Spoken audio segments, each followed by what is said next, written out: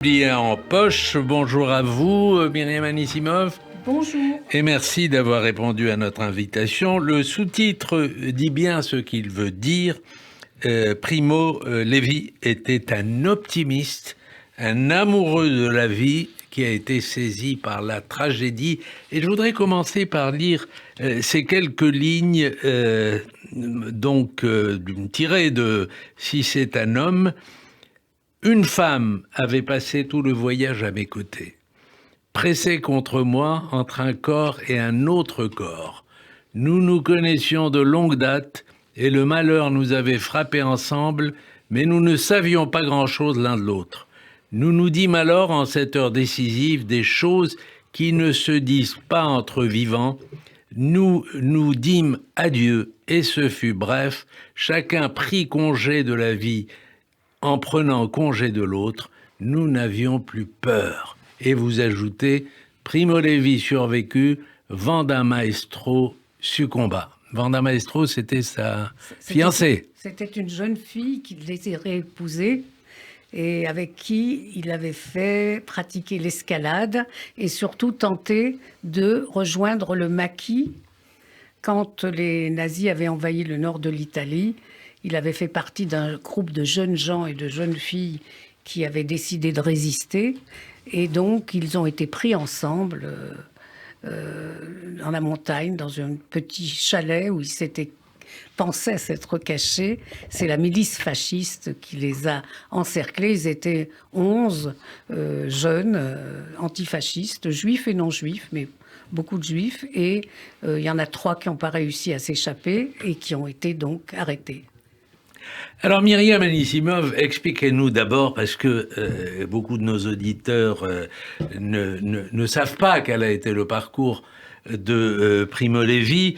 Dans quelles conditions Primo Levi a-t-il été arrêté et déporté, d'abord au camp de Fossoli et ensuite à Auschwitz? Eh bien, d'abord, peut-être ça serait bien de dire qui il était, d'où il venait. Il était né dans une famille de la grande bourgeoisie juive très assimilée. Son père était ingénieur en électronique et il avait été un jeune homme extraordinairement brillant pendant toutes ses études, mais surtout à l'université où il a fait des études de chimie et ses professeurs avait prédit qu'il serait un grand savant. S'il n'y avait pas eu la guerre, sa vie aurait sans doute tourné autrement. Mais bon, il a eu son doctorat. Vous savez comment il a eu beaucoup de mal à trouver un professeur qui accepte de le laisser soutenir sa thèse, puisqu'il y avait des lois raciales exactement comme en France d'ailleurs. Et on lui a délivré donc un doctorat de chimie de race juive, le docteur Lévy de race juive. Et donc, tout de suite après, très peu de temps après, l'Italie n'était pas encore envahie, donc il a été avec un groupe de jeunes, toujours là, c'était tous des juifs. Ils ont été à Milan, qui était une grande ville. Turin était plutôt provincial. Et là, ils ont mené une vie presque normale, pour des juifs, hein, puisqu'il y avait des lois raciales. Et au moment où donc l'Italie a été occupée au nord par les nazis, quand ils ont envahi, ils ont tous regagné d'une manière ou d'une autre des groupes de partisans. Et donc Lévy a choisi un groupe de partisans, voilà, qui était particulièrement pas expérimenté. Il raconte qu'il n'avait pas d'armes. Il avait un tout petit revolver. Il a dit, comme on voit dans les films, quand une jeune femme se suicide par amour. Il dit ça avec humour. Et donc, on leur avait dit qu'ils étaient imprudents, qu'ils étaient mal organisés. Et donc, ce qui devait arriver arriva, c'est-à-dire qu'ils ont été encerclés par la milice fasciste, par 300 soldats de la milice fasciste, et ils ont été arrêtés. Donc Primo Levi, 2 jeunes filles, Vanda Maestro, donc la jeune fille dont il était amoureux, Luciana Nessim, qui était une jeune médecin juive, et Guido Bacchi, qui était le patron du groupe de partisans, qui était juif aussi. Et ce qui est très curieux et paradoxal, c'est qu'au moment où les fascistes les ont encerclés, ils leur ont dit si vous êtes juif, il vous arrivera rien de grave. Vous irez dans un camp jusqu'à la fin de la guerre. Et si vous êtes partisan, on vous colle une balle dans la tête. Donc, Guido Bacchi s'est déclaré comme partisan et c'est le seul qui ne sera pas déporté. Et donc, ils sont tous restés à la prison d'Aoste pendant un mois, pendant lesquels ils ont été interrogés. Et ensuite, Guido Bacchi a connu un destin tout à fait extraordinaire, mais Levi, Vanda et Luciana ont été déportés au camp de Carpi Fossoli, qui était une sorte de Drancy italien. Voilà. Et puis ensuite, transféré. Alors, au bout de quelques semaines, tant que le camp était géré par les Italiens, c'était assez supportable. Ils étaient plutôt débonnaires, puisque les jeunes filles pouvaient... Puisque les camps italiens étaient des camps d'internement et n'étaient pas des camps de concentration. Il est devenu au bout de quelques semaines. Si, c'était déjà... Fossoli était un camp de concentration comme Drancy. Et donc, quand les nazis ont pris le camp en main, ils sont arrivés et au bout de 3 jours, tout le monde était déjà en route vers Auschwitz. Alors, transféré donc à Auschwitz, il est resté combien de temps à Auschwitz et comment a-t-il réussi à s'évader ? On va revenir sur son enfance, son attachement au judaïsme, etc. Le voyage a duré 5 jours. Dans un wagon plombé, sans nourriture. Enfin, il y avait... Justement, c'était très sadique, il n'y avait pas d'eau. Il n'y avait pas de sanitaire, vous imaginez, il y avait 60 personnes dans le wagon et ils avaient que de la confiture qui coulait partout. Enfin, ça a été épouvantable et ils sont arrivés au bout de 5 jours, en pleine nuit, ils sont arrivés à Auschwitz, à l'époque où la rampe, ce qu'on a appelé la Judenrampe, n'était pas encore construite. Donc ils sont arrivés à 3 kilomètres de l'entrée principale du camp. Et là, ils ont déjà opéré le tri, c'est-à-dire qu'ils ont fait monter les SS ont fait monter dans les camions les femmes, les enfants, les vieillards. Et dans les 48 heures, ils ont tous été gazés. Les jeunes, les femmes mûres, et puis sont rentrés dans le camp 96 hommes et une vingtaine de jeunes femmes.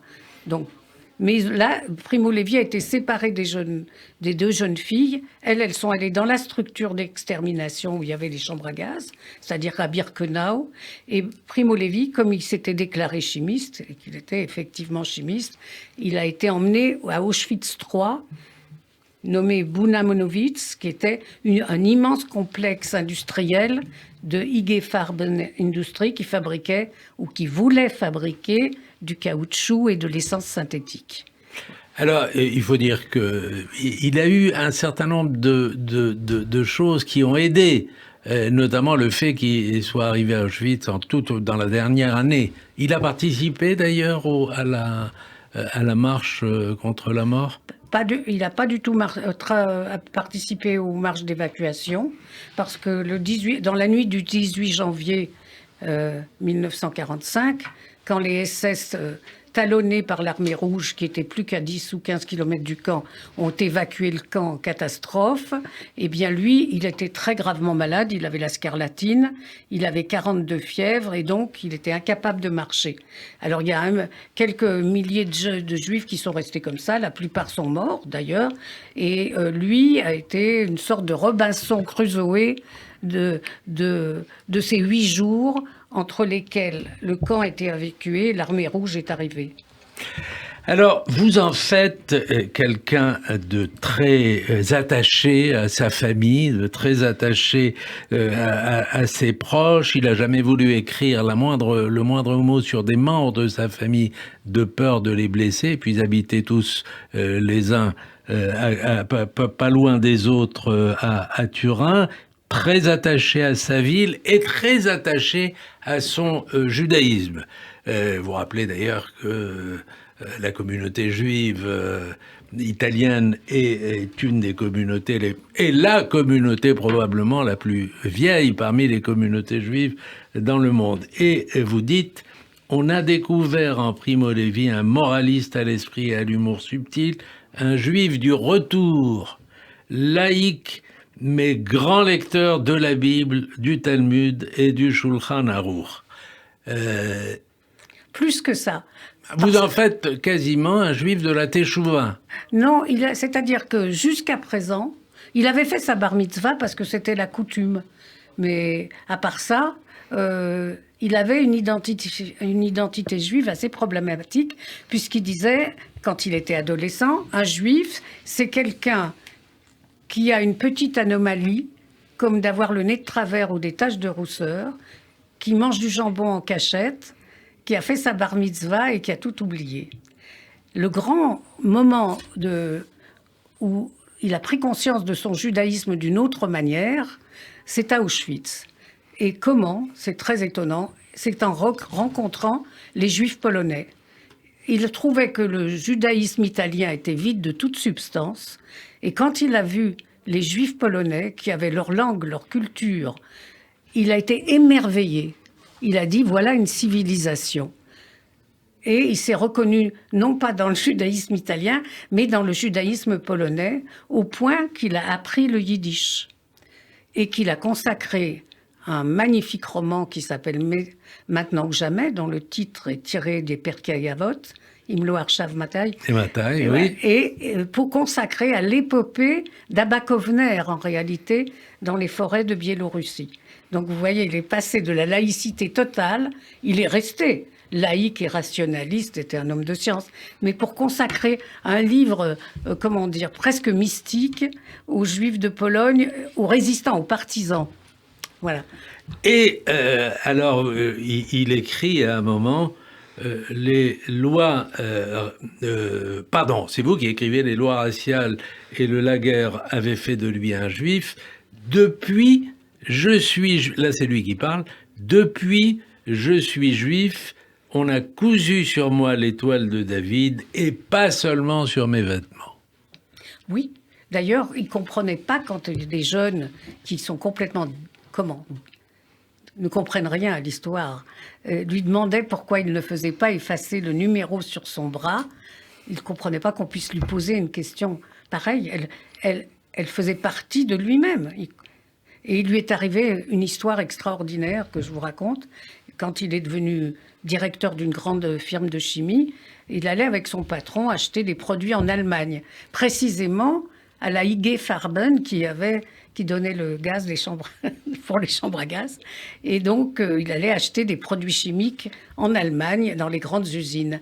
Et un jour, il déjeunait avec les cadres de IG Farben, et c'était en été, il avait une chemisette, et il y a quelqu'un qui lui a demandé « Mais qu'est-ce que vous avez sur votre bras ?» Vous voyez, l'ignorance totale. Il a dit « C'est mon numéro à Auschwitz ».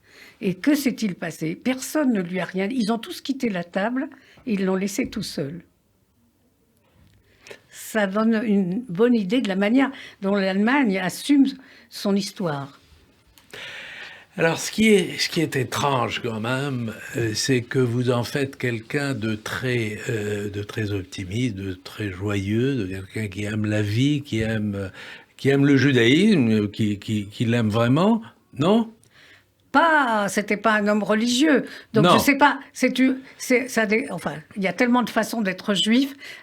D'une certaine façon, il aimait, même, si vous voyez, le petit peuple des juifs dont il était issu, des communautés, des petits, je dis shtetl, c'est inapproprié, mais enfin des petits villages juifs du Piémont.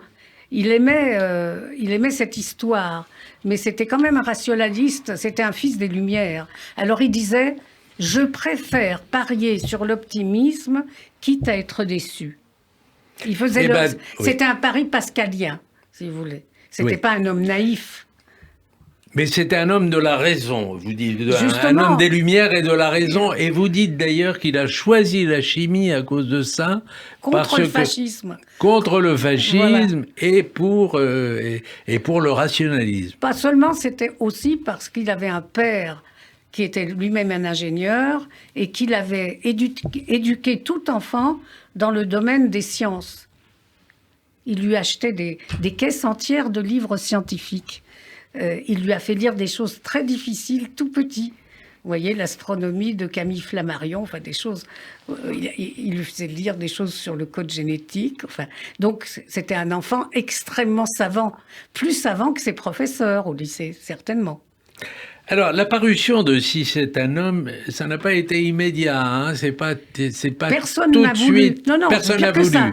Enfin, C'est- des petits éditeurs sans importance. Non, mais non, c'est bien pire que ça, puisque la grande maison, pas issue de la résistance antifasciste, Einaudi, a refusé le livre. Et qui a refusé le livre, c'est encore pire. C'est Madame Ginsburg, qui était la veuve de Léon Ginsburg, mort sous la torture dans la prison de Regina Coeli. Et elle a dit, c'est pas nécessaire de parler de cela.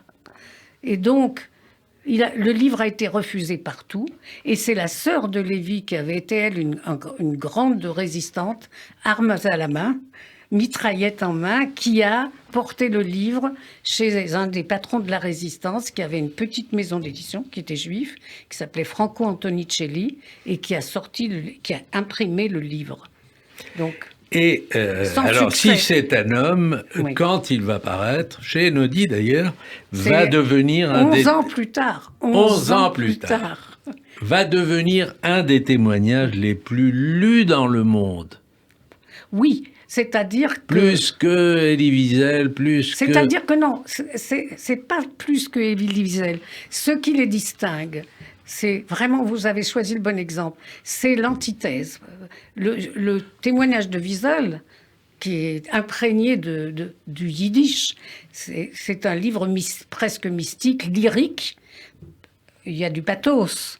Tandis que chez Lévy, si vous lisez Si c'est un homme et si vous lisez La Trêve et ses nouvelles sur Auschwitz, c'est dénué de tout pathos. C'est une description C'est clinique c'est le des plus choses. grand sociologue de l'univers concentrationnaire, peut-être presque le seul qui a osé même écrire un livre sur la sociologie des camps. Alors, votre livre s'ouvre quand même sur le suicide de Primo Levi Évidemment. et s'achève sur le désespoir quand même.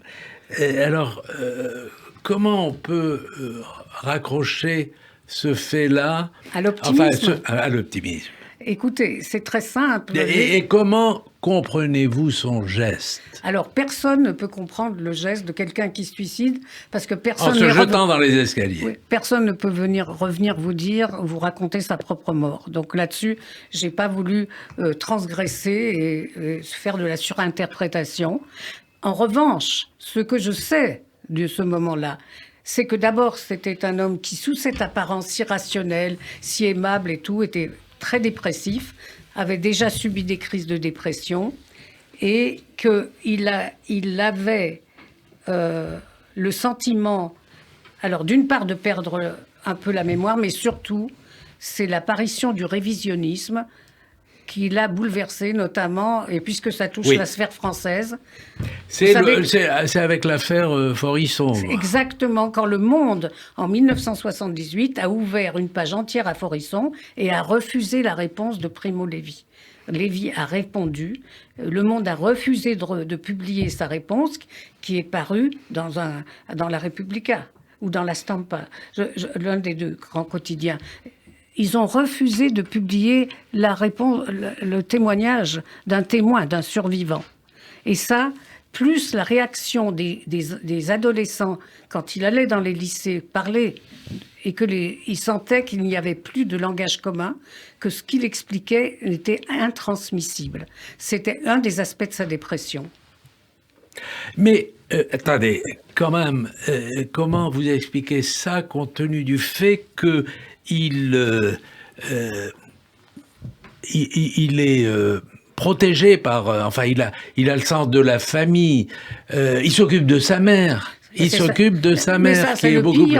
C'est ça le pire. Il a 2 enfants qui habitent pas loin de lui. Mais non, ses enfants sont adultes, mais sa mère est un véritable problème. Vous savez ce qu'il a dit quelques jours. Sa mère avait déjà 92 ans. Elle était, on dirait maintenant qu'elle a la maladie d'Alzheimer. Elle était sénile et délirante. Il se permettait pas de la mettre dans une maison de retraite. Il y avait une maison de retraite juive à 100 mètres, hein, dans sa rue. Donc ça aurait été très simple pour lui, il aurait pu aller la voir tous les jours. Il ne s'autorisait même pas à faire ça, et il a dit à une amie éditrice qu'il allait voir de temps souvent, et qui était très jeune, à qui il se confiait, il a dit de ma mère ou de moi, l'un de nous deux doit mourir. Ça suffit. Question de Steve. Vous évoquiez tout à l'heure les problèmes d'édition de l'œuvre du premier livre de Primo Levi. Comment son œuvre littéraire est-elle reconnue aujourd'hui en Italie ? Alors maintenant, bien sûr, il est extrêmement reconnu, mais c'était très difficile. D'une part, et le fait qu'il était turinois, les Italiens étaient, enfin le monde italien littéraire était très snob. Donc un type qui n'était pas de Rome était un plouc, pour être plus vulgaire. Il venait de Turin.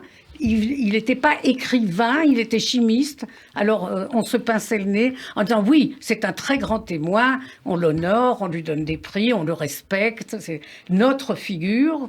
Mais on lui reconnaissait assez difficilement le statut de grand écrivain, surtout qu'on il en a souffert ? Pas vraiment. D'abord, il était... comment dire ? Il était quand même très... C'est paradoxal, parce qu'en même temps, on le voyait tout le temps. Il écrivait des chroniques dans les journaux, presque tous les jours. On le voyait tout le temps à la télévision, à la radio. Beaucoup d'articles lui collaboraient à la Stampa. Il était une star, il était devenu une star. Mais vraiment, le moment où il a enfin été considéré comme un grand écrivain de stature internationale, c'est justement avec ce roman autobiographique qui s'appelle Le système périodique, qui est vraiment une autobiographie mais extraordinairement pleine d'humour et de poésie. C'est un livre magnifique qui a été traduit en anglais. Saül Bellow, prix Nobel de littérature, a lu ce livre et a dit c'est le plus beau livre que j'ai lu dans l'année, c'est une pure merveille, c'est le livre nécessaire qu'on attendait, du cristal. Et tout d'un coup, du jour au lendemain, le livre tout le monde a voulu traduire dans le monde entier Primo Levi, et au moment le pire où il avait tant de problèmes familiaux, il était invité dans le monde entier et il avait beaucoup de mal à pouvoir répondre à ces demandes qui venaient du monde entier. Mais il est quand même réussi à partir 3 semaines aux États-Unis où il a été fêté. D'ailleurs, il comprenait même pas qu'on l'interviewe 10 fois par jour. Non, on lui a fait faire 10 villes, visiter 10 villes, les universités. Enfin, il est devenu tout d'un coup... La reconnaissance est d'abord venue de l'étranger, finalement. Oui, très souvent, vous savez, c'est pas propre à Lévi, je crois que nul n'est prophète en son pays. Hein. Mais lui, ça a été venu par Saül Bellow. Alors, oui, effectivement, c'est Saül Bellow qui a été le premier à sonner l'alarme et à dire, voilà, c'est un grand écrivain. Et il y a quand même cette chose qu'on ne s'explique pas, c'est que l'été 82, vous le dites vous-même, il s'est mis à la traduction du procès de Kafka. Oui, c'était tout. D'abord, il voulait comprendre les Allemands, mais en homme de science. D'abord, il y avait un Allemand, le directeur du laboratoire à Auschwitz, qui lui avait fait passer l'examen de chimie pour rentrer dans le laboratoire, parce que le laboratoire de chimie avait perdu ses hommes qui étaient sur le front russe. Donc, il cherchait parmi les survivants des vrais chimistes. Donc, Lévi a passé un examen de chimie. Et ce type-là s'est mis à écrire à Lévi. Il essayait de lui extorquer un pardon. Il essayait de comprendre les Allemands, bien sûr sans jamais les comprendre. Et c'est pour ça qu'il s'est mis à traduire de l'allemand. Alors, on arrive au terme de l'émission. Vous publiez, il faut que je le dise aussi, un témoignage plus personnel qui s'appelle « Oublie-moi une minute » aux éditions du Seuil. 5 minutes. Oublie-moi 5 minutes. Oublie-moi 5 minutes. C'est un roman. Ah bon, oui. Bon, je vous ferai revenir pour en parler parce que c'est vrai que ce livre nous a échappé. Merci beaucoup. Je rappelle le titre de votre livre, Primo Levi ou la tragédie d'un optimisme. C'est une biographie qui paraît en poche. Bonne journée à tous.